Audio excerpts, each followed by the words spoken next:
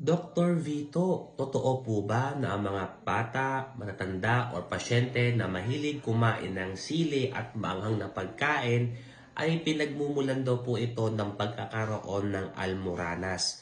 Yan kasi ang kasabihan kapag nagpakonsulta, may almoranas, mahilig daw kumain ng maanghang. Meron pong research po tayong nakita with regards po sa pagkain po ng maanghang, kung ito po ba ay nagkokos po ba ng simptomas ng almoranas or pinagmumulan po nito.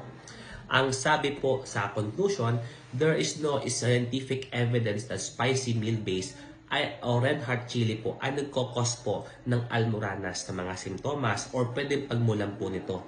Kaya wala naman pong rason na ito po ay panatiliin po at iwasan dahil karamihan naman po ng mga tao, mga Pilipino ay mahilig din po sa manghang.